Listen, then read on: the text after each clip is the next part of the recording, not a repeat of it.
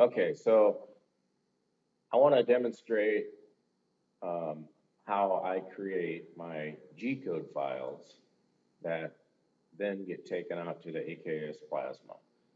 So this program, like I mentioned, is iGEMS, and this happens to be version 9. And I'm running this on a Windows 7 laptop. And the reason I use iGEMS is because it's very simple, powerful, and it's mainly used in the water jet industry, but it can be used for lasers, plasmas, flame tables, water jets, and it's a 2D CAD package and a CAM package all combined. So what I want to demonstrate to you is how you create a G-code file, which the G-code file for this plasma needs to have an AKS, a .AKS extension. And all it is an NC file or a G-code file, but it just has an AKS extension. That's what the software on the control software on the machine wants. So I'm just going to show you real quick how easy it is to create a part in iGEMS. So let's just say I want to create a part similar to this part that I've already created, and let's just say I want it to be 8 inches wide by 16 inches tall, and I want it to have some holes around the corners, kind of like this part. So let's just say 1 inch in on all corners, I want to have a hole, and let's just make it 0.75 diameter. So there's my first hole. I'm going to pick that hole, and I'm just going to mirror that across to the other side, and then I'm going to mirror both of them down to the bottom.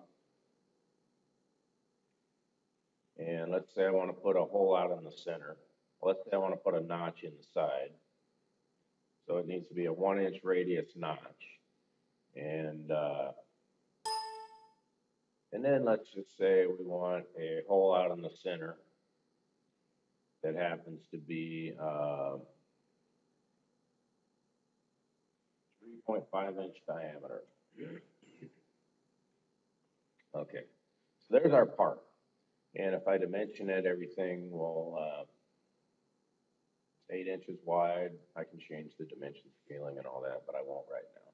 You can see it's a quick way to import or to create your own drawing. Now, if you want, you can import drawings. And I'm just going to import another project, another file, and I'm going to show you the way I use this package. Now, this is what we just created, but you can see I've imported a whole bunch of stuff, and each one of these white are actually a customer drawing that they gave me in a DWG AutoCAD format, and I imported into this previous file, like I just imported into this file. And you can see ultimately what we do is we take a customer drawing and we create a sheet nest. The purple is the sheet you'll put on your plasma, and these are the parts.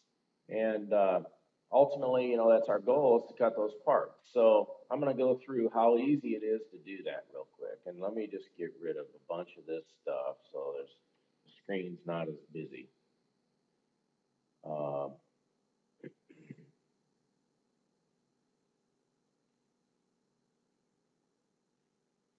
And I don't even know if I'll use that or not. But anyway, so let's just say we want to cut 5 of these parts that we just drew. And first of all, what's my sheet size? I'll just throw that up there. So it's 60 inches wide by, let's say, 120, so 5 by 10 sheet. So there's our sheet. And here's our part we want to cut. And maybe we want to cut one of these parts too. So first of all, let's do this one. So let's say we want 5 of these. So what I'm going to do is I'm going to take this part, and I'm just going to copy it right above it. And then I just do that because I don't I want to make sure I keep my original one. What I'm doing here is I'm going create part, contours, and now we've turned this geometry into a part. And once it's turned into a part, you can't change anything as far as dimensions or anything. If you want to go back and change something, you restore geometry. But so we'll go ahead and create a part. Now I need to put my toolpath on it. So I'm going to do it real quick. I can do it. I can let the machine do it automatically, or I can do it individually. And I can use single to do it individually, or I can do auto to let it do it automatically. If I hit auto and apply and pick the part, now you can see the blue line represents the rapids, and you can see the green line represents the actual cut path. And it pierced out here, and then it went in, and then it went around, and then when it was done, it went up and picked up this big hole, then it picked this hole up, and then it got this hole, and then it went to the outside. So if we like that, let's just take it. I'm going to copy it over, and I'm going to put it down in the bottom of our corner here, and I want it in about 3/8 of an inch from the edge. And now I want 5 of these, so I'm just going to copy them across. This will actually automatically nest them for you if you want, but I can do it just as quick if I've only got 5 parts. So I'm going to space them a 1/2 inch apart. And there's my 1/2 inch spacing between them. I really don't need that much, but I could probably get away with 3/8 of an inch. So there's 4, there's 5 parts. Now we need to create our, if we're ready to cut that and we're happy and everything's good, now we need to sheet prepare. So what I did is I found this icon, it says sheet prepare, and I'm just going to select my parts, and you can see the magenta line now was added. And if you look at the first magenta line, it starts at the corner down here. Now that's the corner of my sheet, and I can put that anywhere I want, but the software automatically put it where I really wanted it. I could stick it out here in space. I could stick it in the middle of a circle on one of these parts if I wanted, but it wouldn't really make sense because you always want it on the corner of your sheet. That's your program 0 normally, but it all depends. So I'm just going to put it back on the corner of the sheet there. Now, you can see the cut order.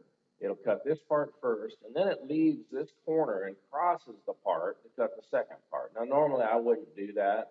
I would have it finish this part somewhere on this edge. So then it was close to the next part it was going to cut. Now, if we want to change that, I can change that real quick. I'm just going to go single, and normally I would have it kind of do the same thing on the holes in the part. So now, the cut order of these parts, I'm going to rearrange of the holes. I'm kind of getting off track here, but now, it just took me a second. So, I want to do this hole first, that hole, this hole, this hole, this hole, and then that one. So now you can see as I cut this hole, this hole, this hole, this hole, this hole, and then I'll go to the outside. So then I'm right near the next part I want to cut. I don't have to run my torch back over any other holes that potentially you could get a tip up or anything. Now I want to make all these other parts the same. So I'm going to clone this part to all the others. And now it's going to change the toolpath on all those. Now we need to sheet prepare. So I'm going to pick sheet prepare, and I'm going to pick the parts, and now you can see it put the 0 down on the right-hand corner, and it went to this hole, cut it, and then the blue lines show the path through that part, and then between parts, it's magenta again, and then it's blue while it's cutting that part, and that's it. So we've got our parts, we've got our tool path, our cut order is done. Now all we need to do is process it into G-code. So now I'm just going to go post-process, which is this NC. It says NC right below it, numerical control or post-process. I'll pick it. Now there's only one cut order on the screen. If I had more than one cut order on the screen, then it would ask me to pick the cut order. But since there's only one, it's ready to go. I'll hit start. now I need to name the file. So I'm going to say 5-part nest. And you can see it's going to name it 5-part nest. It's going to put it in a directory called NC data, and it's going to save it as a file type of .aks, which is what we need for this machine. We'll hit save. It created the G code. We can hit close. Now let's go look at the G code. So I think that's NC data right here, and 5-part nest. I misspelled it, but you can see 5-part nest. And the drawing name is actually 6-part nest, but I named that file 5-part nest. Now, you'll notice it says aluminum and it says 40 thousandths thickness. That's not important. When I create a part, it asks me for the type of material and the thickness. For the plasma, it does not matter because all we're getting is G code out of this software. If it was water jet, it would make a difference because it changes the feed rates and everything dynamically. So we created our G code file, 5-part net. Now, in this G code file, it's very simple. G70 and G90 are basically, I believe the type of coordinate system. M03 just says, okay, just make sure the torch is off, which it's just by default. It tries to turn it off just in case. X0, Y0, that's where it's at when it starts at the corner of the sheet. It says torch 1, which we only have one torch. G40 says turn cutter comp off. G00 says rapid move to these 2 coordinates. That's the pierce point on our first hole. G41 says turn cutter comp on. And G41 is cutter comp left. M04 says torch on. Now these 3 lines of code cut that hole. M03 says torch off. G40 says turn cutter comp off. G00 says rapid move to the next hole. G41 says now turn cutter comp back on left. M04 torch on. Then cuts the hole, M03 torch off. And you can see it just does that for all the holes. And at the end, pretty good sized file, but not very big. At the end, it says torch off after it cuts the last exterior of that part. Then it says G40 cutter comp off, and M30 is program in. That's anybody that knows G code, that's about as simple as it gets. And so the post-processing for this machine is very straightforward. Now, how does this machine handle cutter compensation? Well, you saw in the file here, it uses G41. And that means in the direction that the torch is traveling, it's going to offset the torch to the left of the part. And how much it offsets it is determined by the curve that you enter on the configuration screen when you load a program on the controller. There's no cutter compensation done in the software on your programming CAM software, and that makes it simple. So there's your parts. Now let's say we want to cut this part. Well, I'll grab the part. This is what the customer gave me, their DWG file. I'll copy it off there because I want to keep their data unless I need to refer to it. I'm going to delete the dimensions. So you can see there's some slots in this part.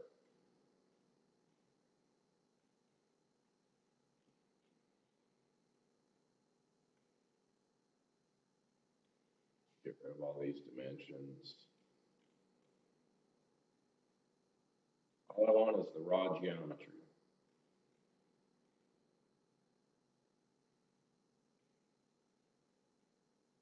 Once I get the raw geometry, if I want to put a part number in there, I can put a part number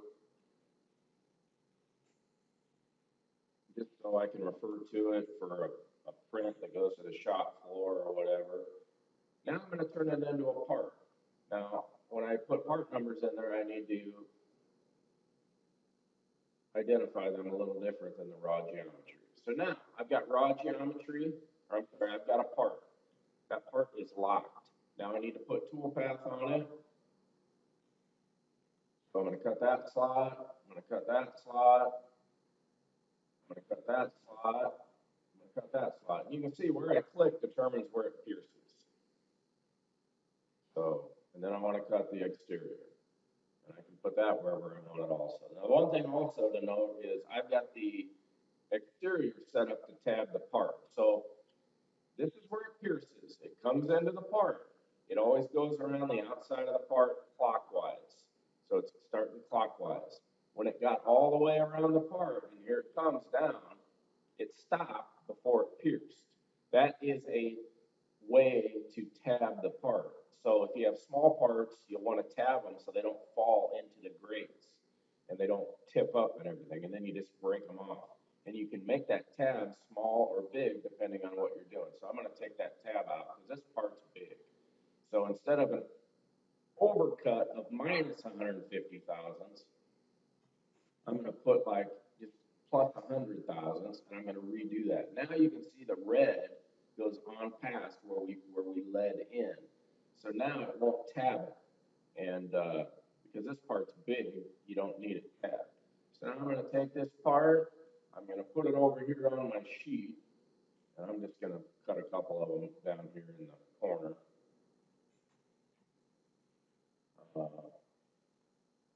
I'll just cut one. Looks like I got room to cut one, maybe two. Cut another one there.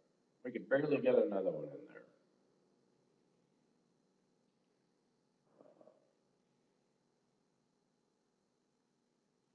So now what we need to do is sheet prepare. I'll put another one in there. There's room. Now I want to cut two of those parts. Now what I would normally do is I'd turn this part 180 degrees, so when it was done with the other part, it didn't have to move all the way down, start cutting it again. Okay. Now I need a sheet preparer. So I picked the sheet prepare, I picked the two parts, and you can see that it put a magenta line all the way back down to my program 0. Now I have two magenta lines because I have two cut orders. When I post process, I'm going to have to pick the cut order. So I post process, it's saying down here, select cut order. I'm going to pick this cut order, and let's name the file, two-part nest.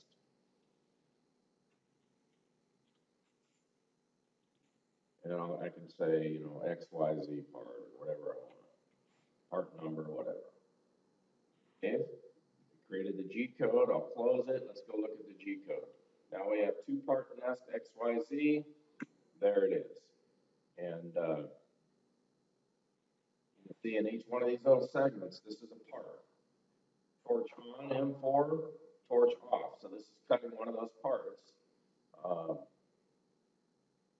Or actually, these are the slots in each part.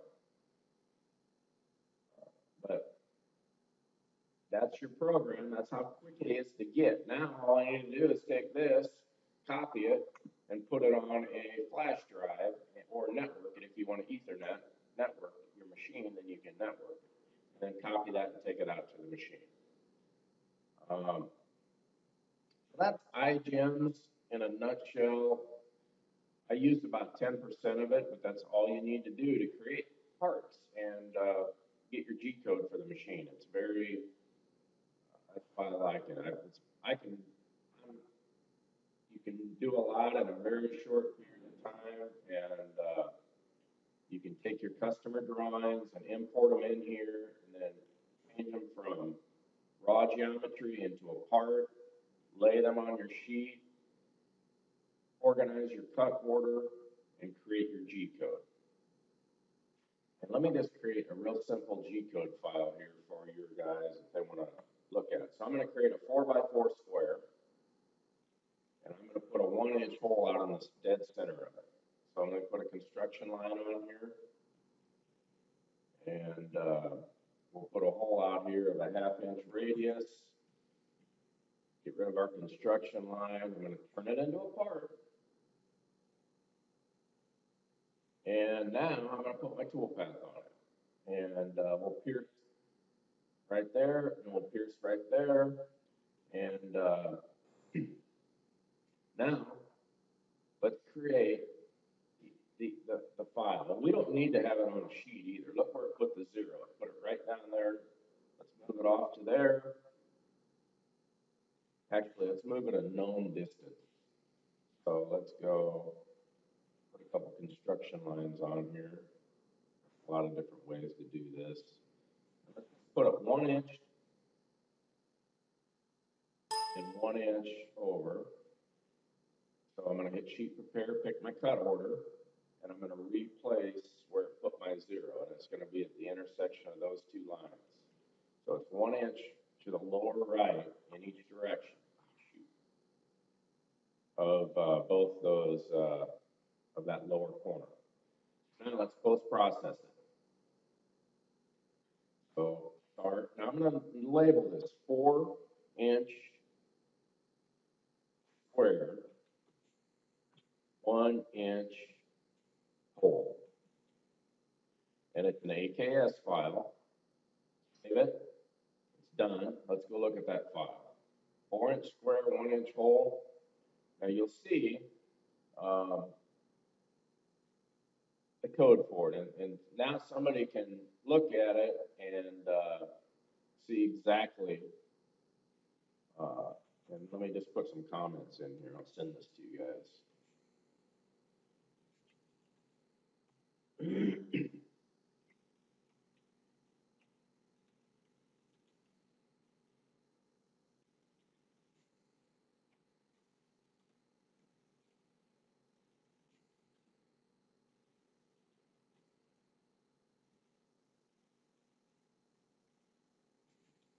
Program 0 is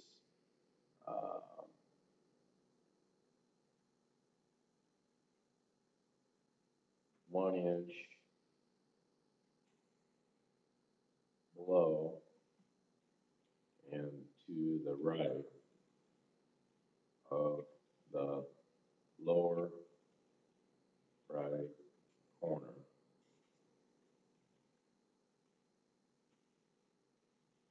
of the part. And then you can see here is G41 is cutter,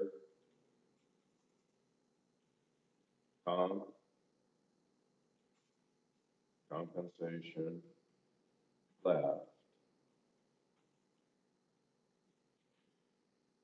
M04 is torch on.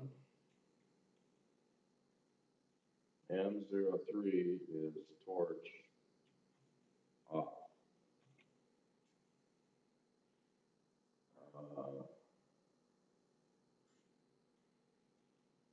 G40 is cutter, off. G70 and G90, G70, G code, G70.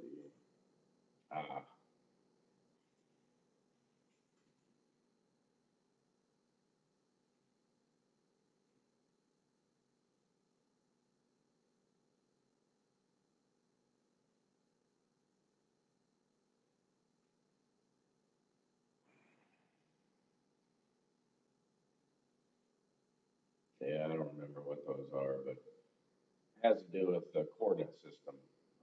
G90, I believe, is absolute, or G70, but I'll just save that. And anything you put in parentheses there is commented out. You can see that normally. So I can tell you any of these or recreate anything you want here, but go back here. That's iGems. And ProNest, BobCam, you know, ProNest is pretty complicated in my opinion, but it's expensive too, but if you find a basic 2D cam package like this, and this is very sophisticated from the water jet standpoint, what it's capable of doing. But if you find a basic 2D cam package, it's easy to use and quick. This is really what you want to start with. This will do all sorts of different types of nesting and everything. I don't have the licenses for the real uh, sophisticated nesting. I used to on the prior license that I had, but I didn't buy it when I bought this one. So, okay,